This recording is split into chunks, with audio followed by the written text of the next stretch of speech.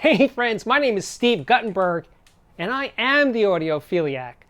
Gee, I wonder if there are little boys who say to their fathers, Daddy, where do audiophiles come from?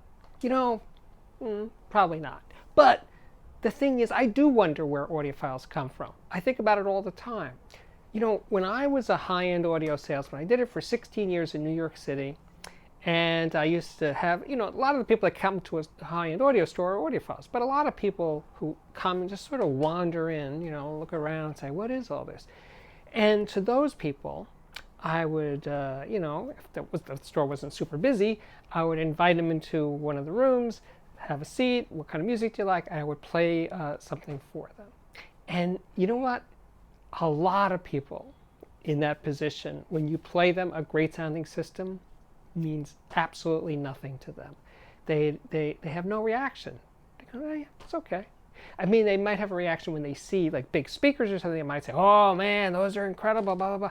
But when you actually play it for them, it doesn't register. It doesn't break through to anything. It's not a revelatory moment for them. It means nothing to them. It means less than zero to them. And that's okay. Some of us are chosen. Some of us aren't.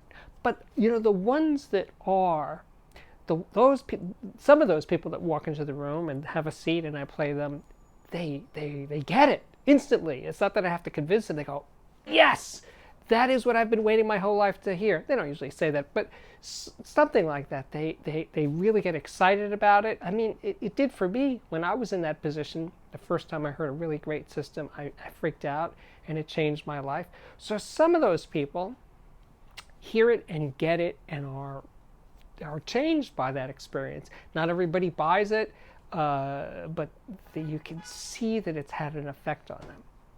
But, I've said before, I started out even as a little kid. I was always interested in the sound of static on the radio. I'd mistune the radio to change the sound of the static.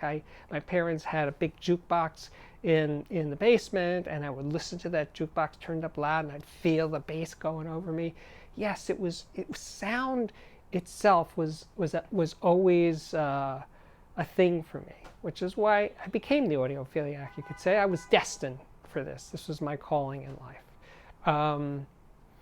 But I wonder, for audiophiles, it is some sort of balance between the sound and music and just fascination with gear. Some combination of those three things is what makes someone become an audiophile.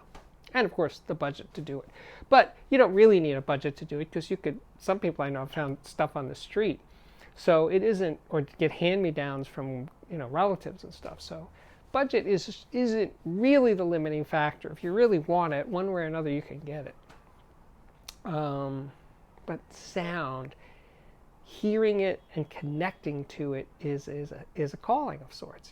I'm sure it's true for recording engineers that they have that sound fascination. Actually, maybe 7-8 years ago, I met this hip hop producer. I think his name is Young Gun, and somebody set up this interview, and I was like, I'm not really sure this is going to work, but give it a try. So I go into this place, this hotel, and he's sitting there.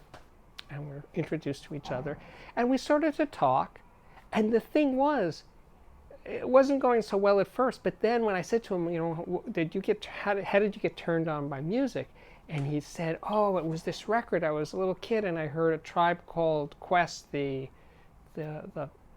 Low End Theory, and he was just hung up on this record. Like that sound of the record, the sound of the bass on that record, the whole sound of the record just captivated him as a small child, with the question in his head, how did they do that? How did they make that sound? And that's how he eventually became a record producer. So yes, some of us become audiophiles and some of us become musicians or producers or recording engineers or something, but it happens in different ways. I think that's the point here. So anyway, my name is Steve Guttenberg. This is the Audiophiliac Daily Show. Comes up daily. I do it in my Brooklyn apartment. There are horns outside honking away. It's the city. That's not a sound effect, by the way. Those are actual horns. I don't know if you could tell over your speakers or headphones. But anyway, come back often. I hope to see you back here very soon.